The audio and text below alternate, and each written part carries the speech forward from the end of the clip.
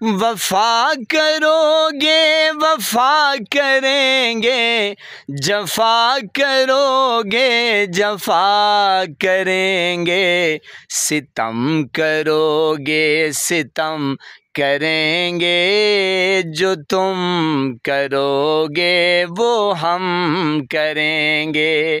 सितम करोगे सितम करेंगे, जो तुम करोगे वो हम करेंगे। लोहा कभी ख़राब नहीं होता, वो हमेशा अपने ही जंग से बर्बाद होता है। इसी तरह इंसान को कोई और बर्बाद नहीं कर सकता, उसकी सोच और दूसरों से उम्मीदें ही उसे बर्बाद करती हैं। मैं कहना तो नहीं चाहता, लेकिन सच कहना पड़ता है और मेरी मजबूरी है। मेरे पाकिस्तानियों, अगर हम पीछे देखते हैं 4-4.5 साल से, तो जनाब तहरीक इंसाफ के साथ जो जुल्म हुआ, जो ज़्यादती हुई, जो चादर चार दीवारी का तकद्दुस पामाल किया गया, माऊँ बहनों बेटियों को उठाया गया, डराया गया, धमकाया गया, जद्दोकोब किया गया, इज्जतें तार तार की गईं।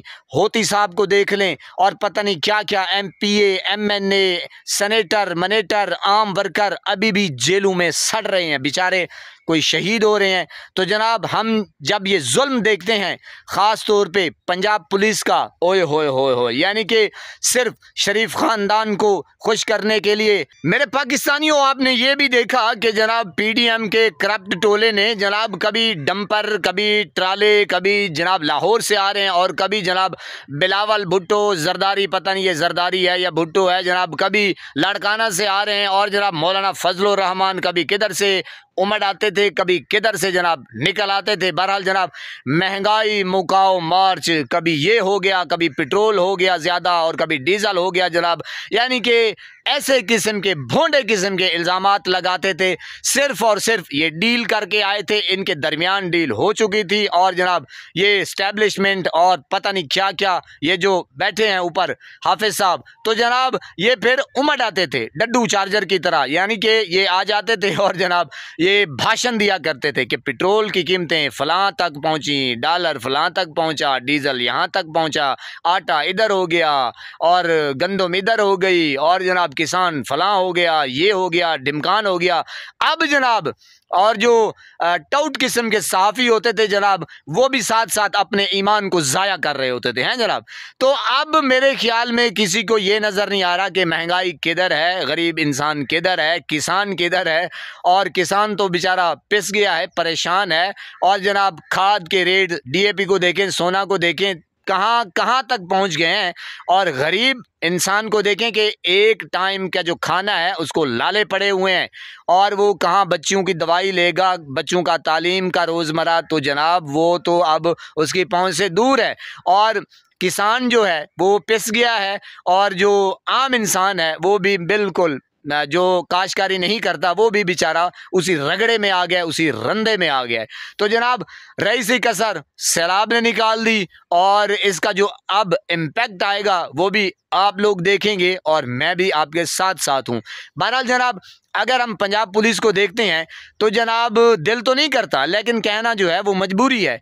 तो जनाब 4 सालों से पीछे भी यही लोग शरीफ ख़ानदान के साथ ये जनाब बस दबड़ूं घुसड़ूं और जनाब क्या कहूँ, बहरहाल ठीक तरीके से इन्होंने रंदा फेरा PTI के साथ, वर्करों को उठाया, जैसे ही आपने सुन ही ली जनाब, तो बल्ले का निशान छीना गया। यानी कि ये सिर्फ और सिर्फ उन्हीं के इशारों के मुंतज़र थे। तो जनाब अगर अब देखते हैं जो कश्मीर में हुआ, यानी कि मैं कहना नहीं चाहता लेकिन कहना मेरी मजबूरी है जनाब। अब किसी को आग लगे, गुस्सा लगे, तो इसका इलाज मेरे पास तो नहीं है जनाब, ये फिर अल्लाह ही बेहतर जान सकता है कि मैं अब सच तो कहूँगा। तो जनाब ये कश्मीरियों ने सूद समेत जो है ना वसूल कर लिया। यानी कि अगर हम ये देखते हैं कि यार 4 सालों में किसी की आंख नहीं खुली कि भाई लोग आप क्या कर रहे हैं, भाई लोग आपकी ये ड्यूटी नहीं है। आप अपना जो एक कानून है, कानून जो है वो रास्ता खुद बनाता है। भाई अगर आपको नज़र आता है कि जनाब ये लोग गलत हैं, एहतजाज कर रहे हैं, कोई तोड़ फोड़ कर रहे हैं, कोई ड्रामाबाजी कर रहे हैं, ये अपने हक के लिए निकले हुए हैं, ये अपना हक मांग रहे हैं। भाई हमारा जो इलेक्शन है 8 फरवरी का वो हमें मैंडेट दिया जाए और जो 9 मई का ड्रामा रचाया गया उसके सबूत दिए जाएं, तो जनाब उसको उठा लो, उसको उठा लो, उसकी माँ बहन एक कर दो, रत्ता लाल कर दो। मैंने कहा ये सारा ड्रामा आपने देखा, बहरहाल जो कश्मीर में हुआ वो भी आपने देखा। कहना नहीं चाहता, यकीन करें तकलीफ़ होती है दोनों साइडों से। बहरहाल मैं ये चाहता हूँ, मैं ये कहना चाहता हूँ कि यार आपका ये काम नहीं है, खा कोई भी हुकूमत आए, आपका ये काम नहीं है। कानून का एक दायरा है, उसमें उस दायरे में रह के भाई जनाब, अब हमारे इलाके में भी ये सीन है, MPA साहब फ़ोन करेंगे, MNA साहब फ़ोन कर देंगे, भाई इसको लिटा के लितर मार दो और इसको छोड़ दो। और जनाब मेरी तो तौबा है, मैं इसका विक्टिम हूँ। मैंने खुद अपने हाथों से गालिबन उस दौर में मेरे ख्याल में 25,000 रुपये मैंने उनको दिया था। ना मेरा कोई कसूर था, ना अब मैं क्या कहूँ, यानी कि उन्होंने फिर मुझे छोड़ दिया थाने से। तो ये जो है ना, ये 25 और ये कुछ नहीं है, ये उनके लिए ये हलाल रोज़ी है। मेरी तौबा खुदा की कसम, मेरे रोंगटे खड़े हो जाते हैं। बहरहाल अब कैसे समझाया जाए यार, मेरे यकीन करें मैं खुद ना ये कंफ्यूज हो जाता हूँ यार। हमें आगे की तरफ जाना है, ये ज़िंदगी जो चंद दिनों की है, हमने अल्लाह को क्या जवाब देना है और क्या हम ज़ख़ीरा इकट्ठा कर रहे हैं। हमारे पास गुनाह ही गुनाह है और कोई नेकियों के अंबार नहीं है। तो जनाब जो हशर का मैदान है, जो इम्तिहान है, क्या पास होंगे? क्या हमारे पास हाय हाय हाय कख भी कोई नहीं जनाब। बहरहाल सोचना चाहिए। अल्लाह रब्बुल इज़्ज़त से दुआ करते हैं मुल्क पाकिस्तान की खैर हो, गरीब आवाम की खैर हो, मुर्शिद इमरान खान की खैर हो, और जो जुल्म हो रहा है मुर्शिद इमरान खान के साथ वो भी आप देख रहे हैं। बहरहाल अल्लाह पाक हिदायत दे, लेकिन ये हिदायत पाने वालों में से नहीं है। अस्सलामु अलैकुम।